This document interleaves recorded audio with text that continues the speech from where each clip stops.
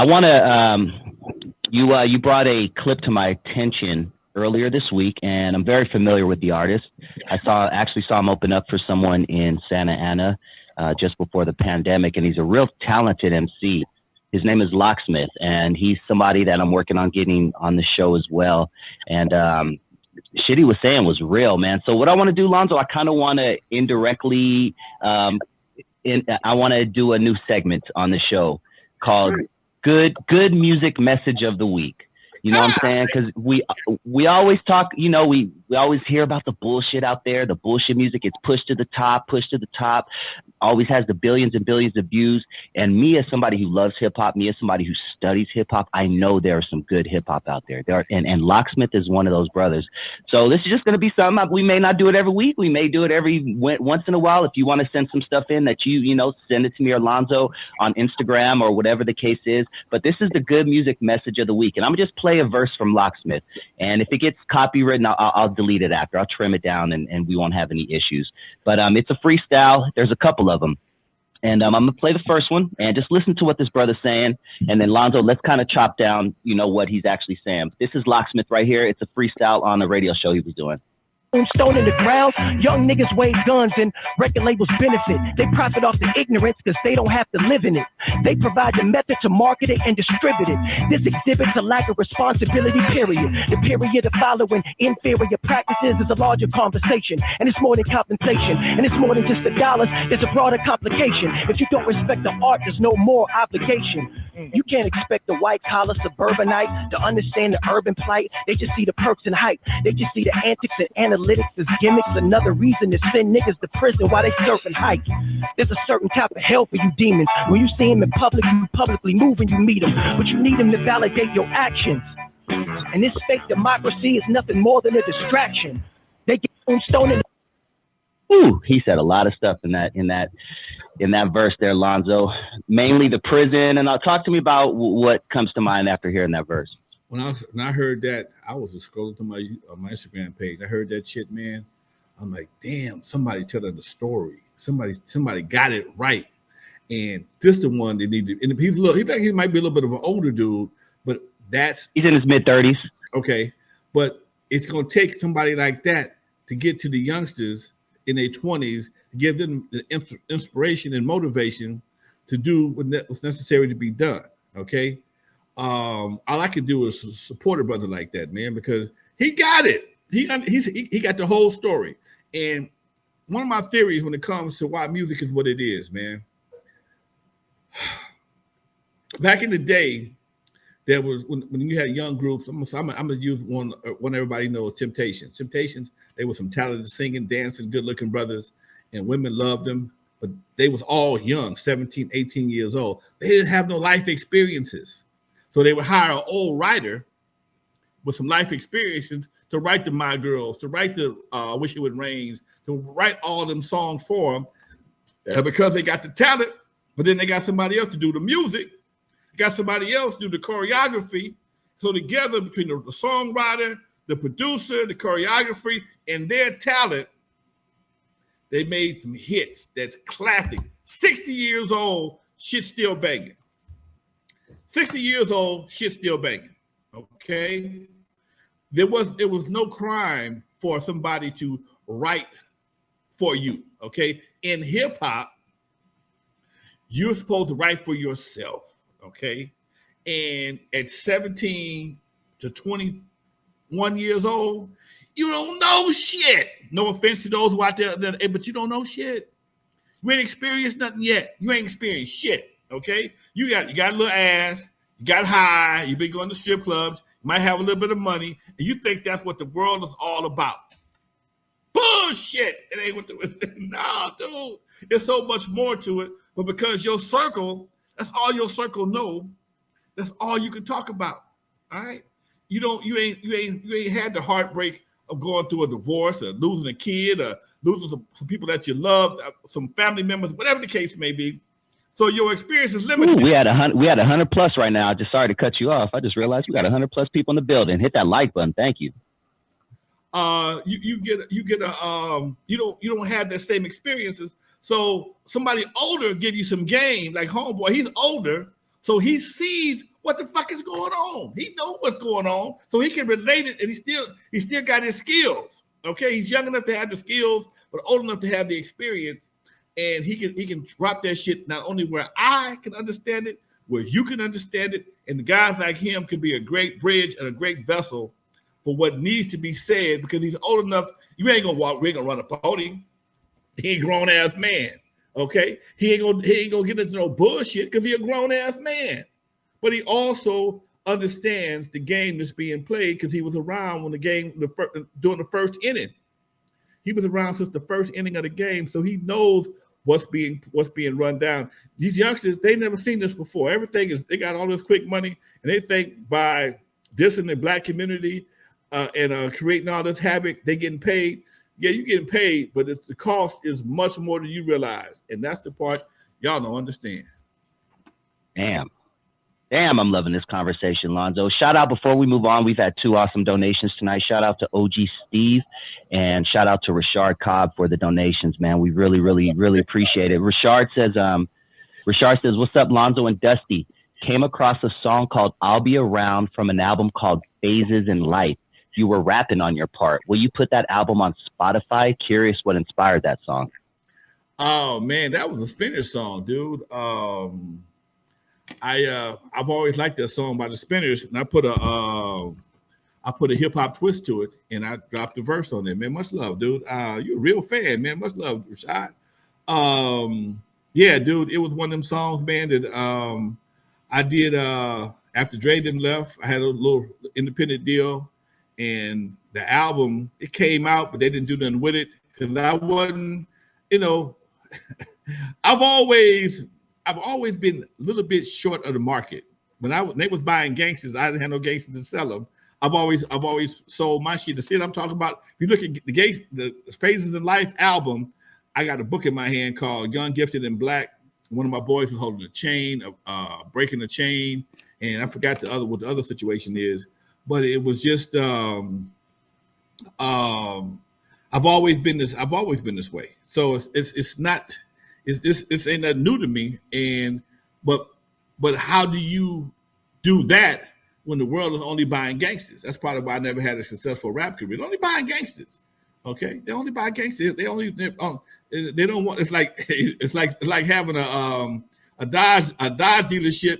You got a Dodge Charger with a V6. Oh no, I need a Hellcat. Okay, you can't sell it. You can't sell a V6 and everybody want to buy Hellcats. Okay, and that's basically what it boils down to.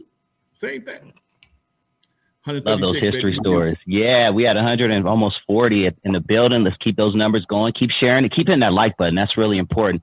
And if I may give myself a 10-second plug, please go to my channel, Dusty Vision TV, and hit that subscribe button as well, Dusty Vision TV.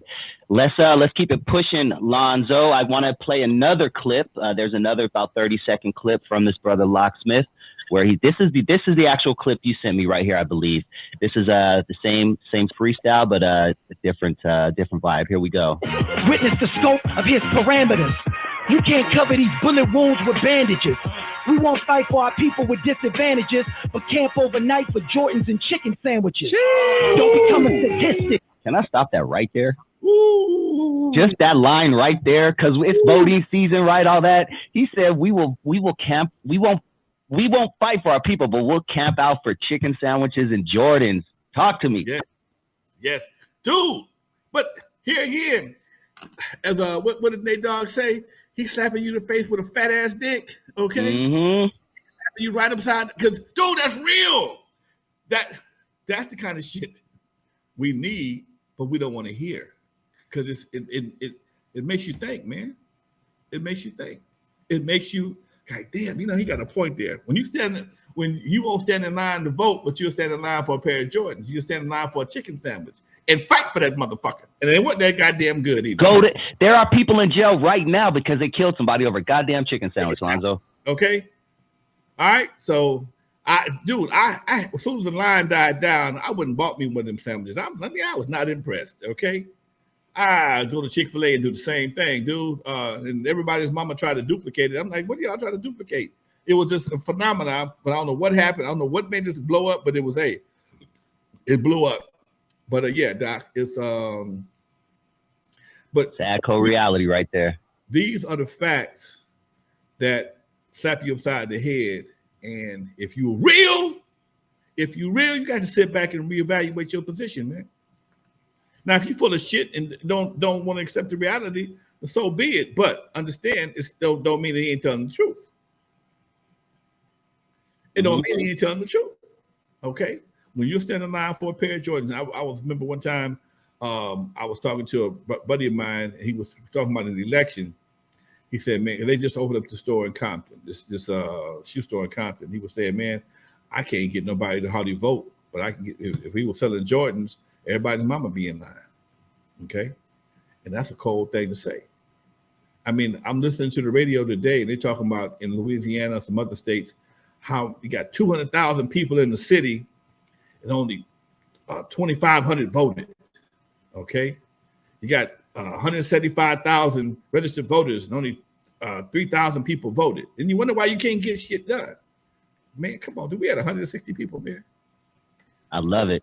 And I bet you if you gave out a pair of Jordans to vote, that shit would be around the corner, homie. Man, come on, dude. And this dude, ain't no win in that, dude. Ain't no win for that. So we get distracted real easy with like sometimes with kids and kids and keys and shit. That's why they put little mobiles over kids' beds and shit, because keep a little motherfucker. Sometimes we get the same thing when it comes to material shit. But don't get me cussed out. Free weed to vote. That's another one. Real talk. On the screen. I'm gonna add that to the screen. Who dropped that one on this? Who dropped that one? Cindy 666 says free weed to vote. Free weed to vote. Oh shit. Okay. Take your man to the dispensary and get hooked the fuck up. Okay. Shout out to Real Unknown Raider Guy, Randy Addison, the whole building, Marlon Cozy, Rashard Cobb. You guys are awesome, man. Keep that vibe coming. Let me play a little bit more of Locksmith before we move on. And I want everybody out there to go to Locksmith Instagram. It's Locksmith, just like it's spelled, all one word. Type in Locksmith in Instagram and tell him Dusty and Lonzo sent you, and he wants you on the show. Tell him that we bumped his stuff and we want him on the show. It's Locksmith at Instagram. But let's play a little bit more. I'm actually going to take this one all the way back because he's speaking some shit. Witness the scope of his parameters. You can't cover these bullet wounds with bandages.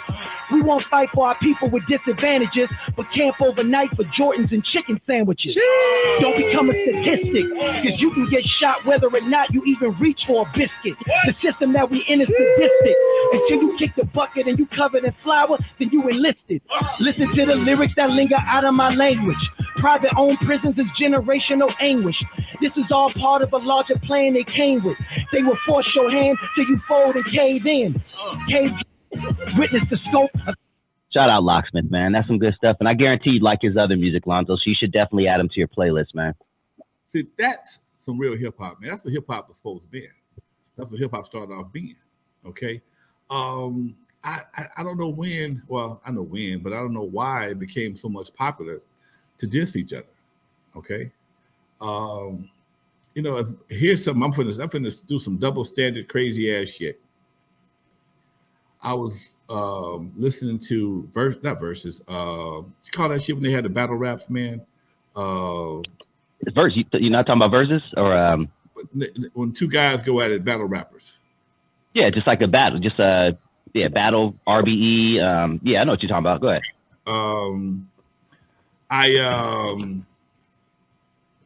I just realized, man, that we're the only people that find it entertaining to tear each other down. We're the only ones that, I ain't never heard nobody else in no other community, man, fuck you, just roast the son of a bitch to the point where you gotta sit there and take it, or is it a psychological thing, how much you can take before you snap? I never understood that. I used to watch a lot of those roast on Comedy Central, and I never forget, man. I saw a roast with Flavor Flav, and I know if I was Flavor Flav, I left that motherfucking handcuffs. Okay. Oh my god. Even Cat Williams said they called him. Cat Williams was the host, I believe. He said, man, they called him the crispy this and the cracky this, and and they showed him the check. See, and there's something else, man. How and maybe I'm just not capitalistic enough to just roll over like that. But how much money? We just hit 200, baby. Shout out. Keep going. how much money is your dignity really worth, man? How much money is your dignity really worth, dude? That's the question we got to ask ourselves, man. How much money? What's your price tag? What's your price tag? You know? I watched so keep it real. I was watching a movie with my wife, and we were talking and it was two dudes kissing. No problem, the gay community. Shout out to y'all. But I thought to myself, I was like, how much would they have to pay me to kiss a dude like they were kissing? You know what I'm saying? And both of these guys are straight. They're actors, because I consider myself an actor, and I've been in dozens of theatrical plays and things like that. But I thought to myself, how much would they have to pay me to kiss a dude? And I was like, fuck, man, I don't know. That question just popped in my head. Here's the crazy part. In local theater, you don't get paid, but that might be part of the exactly. You got to bust slide with the homie. You got to bust slide with the homie just for practice. All right. And the nigga said Cindy said $50. The nigga slip you some tongue. Now what you gonna do? Now you finna go to jail, see? Now you finna go to jail. I don't know, man. I've seen cats say it was gay for pay or whatever the case may be. It is what it is. Every time I do a movie part, I get to shoot somebody or cut somebody out. I ain't got no love scenes yet. And I'm probably gonna tap out like I do the dude, man. I got grandkids. All right. Somebody says, Lonzo, I'm giving you $5 million. You just got to kiss him for 30 seconds. Dude, man. Comment down below. What's your price, everybody? Comment down below. You know, I was listening to this thing the other day that my buddy said he was in the Philippines and messed around and kissed one of the lady boys. Okay, he got with a lady boy and he felt bad, and he said they tell his buddies what was happening. Come to find out, shit, some of them had done the same thing on a humbug. Okay, because they got some folks over there in Philippines. You can't tell what you're doing till it's too late. It's done. Oh, Thailand. Yeah, shout out to Yeah. So anyway, yeah. Let's move on before we get canceled. Yeah. But yeah, I mean, we have 200 plus people in the building. Like, I think I saw 230 or something like that. I'm not opposed to going over a little bit and chilling. I just got to take a pee break in about 10 minutes. But I'll hang with him, man. Yeah, man. Maybe we can read some comments and stuff like that. But yes, let's talk about. Let's read some of the comments real quick. When you're young, let me ask somebody. Said, when you were younger, Lonzo, kids dressed like kids and men dressed like men. I don't know where that came from, but yeah, that. Well, you know what? But also, as we got a little older, we started dressing like men. Okay, we talked about this before. As I got older, I started dressing like the men that I respected. So I was a little man. I dressed like a little man. You know, I had I'd go to school once a week with a tie on, sport coat, briefcase. Wasn't in about my goddamn books, but my daddy had a briefcase. He had a briefcase, and I would just borrow it for that particular one day. Borrow one of his ties, borrow a sport coat, one that I could fit, that was close to, could fit to me, close to my fit. But we aspired to be grown men. Okay, we didn't aspire as grown men to be kids. And nowadays, yeah, there's nothing more ridiculous than a 45-year-old man trying to dress like a 19-year-old. Even if it's not so much that, it's just that the fashion. Like, I wasn't that keen on tight ass pants. Okay, but you can't hardly find nothing else. Okay, when you go to the store and you start looking for sweatpants or whatever, most of them are not really tight ass pants, but they slim fit. Okay, I prefer the baggy fit shit. Okay. Only time you find those is in the thick ass sweats, but when it comes to those dry fits, like I like, most of them have a tapered fit to them, and they leave a nigga with a moose knuckle, So they got camel toe and shit. All right, so it just sometimes the fashion, the styles become limited. I tell you, something else is hard to find. Sometimes it's hard to find dress shoes. Oh yeah. It's hard to find leather tops and leather bottom shoes. I know a couple of stores that sell them, and there used to be a time you go to the mall, and that's what I would go to the mall for, to see what kind of shoes. That's what I always bought my shoes from the mall. You can't go to the mall and buy no dress shoes. It ain't gonna happen.